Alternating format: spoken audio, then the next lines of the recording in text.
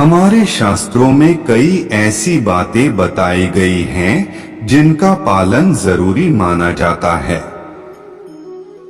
ऐसे ही नियमों में से एक है परिवार में किसी की मृत्यु होने पर पूजा पाठ करने की मनाही। आइए जानें इसके कारण। हमारे धर्म शास्त्रों में सभी संस्कारों के लिए कुछ विशेष नियम बनाए गए हैं।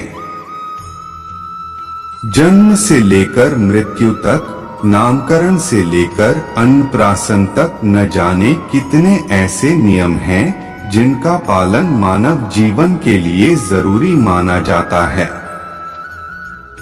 ऐसी मान्यता है कि यदि आप इन नियमों का बखूबी पालन करते हैं तो घर में सदैव खुशहाली बनी रहती है।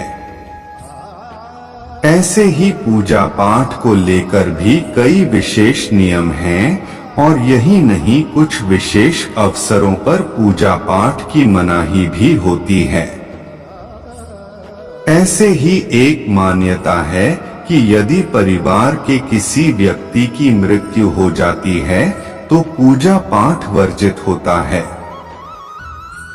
दरअसल ये नियम शायद हम सभी मानते हैं और किसी परिवारीजन की मृत्यु के कुछ दिनों तक घर में पूजा पाठ नहीं करते हैं, लेकिन इसके सही कारणों का हमें शायद पता नहीं होता है। आइए योर एस्ट्रो स्पीक के फाउंडर डॉ राहुल सिंह जी से जाने शास्त्रों में लिखी इस बात के पीछे के कारणों के बारे में विस्तार से। मृत्यु के बाद 12 दिन का समय सूतक काल। हिंदू धर्म में किसी की मृत्यु के 12 दिन बाद तक के समय को सूतक काल माना जाता है। ऐसा कहा जाता है कि इस समय अंतराल में वो व्यक्ति आत्मा के रूप में आसपास मौजूद होता है जिसकी मृत्यु हुई है। सूतक काल में किसी भी शुभ काम को करने की मनाही होती है और पूजा पाठ भी न करने की सलाह दी जाती है। ऐसा माना जाता है कि इस दौरान परिवार के सभी लोगों को मृतक की आत्मा की शांति के लिए प्रार्थना करनी चाहिए और गरुड़ पुराण का पाठ करना चाहिए। परंपरागत रूप से सूतक काल की अवधि सभी जातियों के लोगों के लिए अलग हो सकती है। यह अवधि 10 से लेकर 30 दिनों तक होती है। आप अपनी परंपरा के अनुसार उस निश्चित अवधि में घर में ईश्वर की पूजा नहीं की जाती है।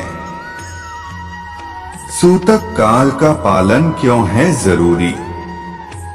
ऐसा माना जाता है कि यदि किसी व्यक्ति की मृत्यु के बाद परिवार के लोग सूतक काल के नियमों का पालन नहीं करते हैं तो मृतक की आत्मा को मुक्ति नहीं मिलती है। गरुड़ पुराण के अनुसार जब किसी की मृत्यु हो जाती है तो परिवार को 12 दिनों तक सूतक का पालन करना चाहिए। इस दौरान घर में पूजा पाठ न करके किसी पंडित की उपस्थिति में गरुड़ पुराण का पाठ कराना चाहिए और सात्विक धर्म का पालन करना चाहिए। अलग संस्कृतियों में अलग कारण। कुछ संस्कृतियों या धार्मिक परंपराओं में यह माना जाता है कि शोक की अवधि के दौरान पूजा या अन्य धार्मिक अनुष्ठान करना उचित नहीं हो सकता है।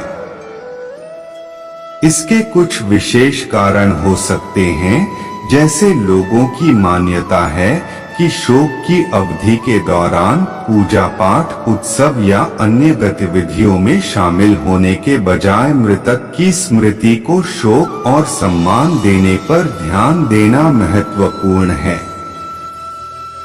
इसे प्रतिबिंब और शोक का समय माना जाता है और पूजा करने को भी इसके विरोधाभासी के रूप में देखा जा सकता है। परिवार में किसी की मृत्यु से आध्यात्मिक अशुद्धता। कुछ धार्मिक मान्यताओं के अनुसार मृत्यु और उसके बाद के शोक की अवधि को आध्यात्मिक अशुद्धता का समय माना जाता है।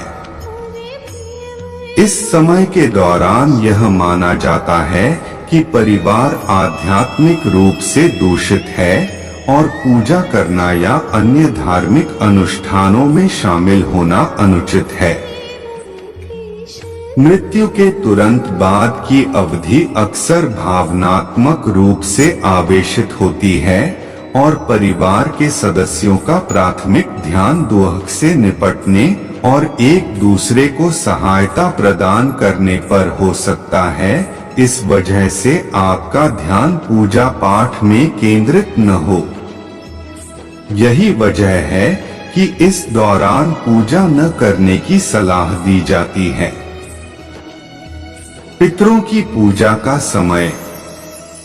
ऐसी मान्यता है कि किसी परिवारीजन की मृत्यु होने पर यह समय भगवान की पूजा की जगह पूर्वजों की पूजा को प्राथमिकता देने का होता है। हिंदू धर्म में इस दौरान तर्पण आदि करने की प्रथा है और इससे पितरों को प्रसन्न किया जाता है।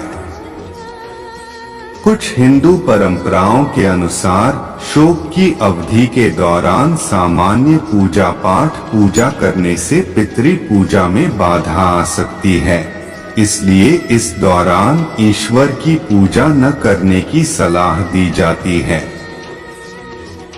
क्या कहता है विज्ञान?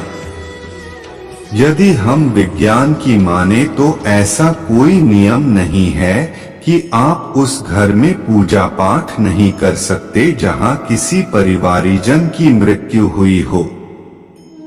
हालांकि ज्योतिष में इसका एक बड़ा कारण यही माना जाता है कि इस दौरान मन केंद्रित नहीं हो पाता है, क्योंकि मृतक की स्मृति में ही मन मस्तिष्क संलग्न होता है। इसी वजह से ईश्वर की पूजा कुछ दोनों तक न करने की सलाह दी जाती है। परिवार में किसी व्यक्ति की मृत्यु के कुछ दिनों बाद तक पूजा न करने के अलग अलग तर्क हैं। हालांकि आपको किसी भी परंपरा का पालन करते समय अपनी संस्कृति और घर से बड़ों की सलाह जरूर लेनी चाहिए। दोस्तों, आज के लिए बस इतना ही।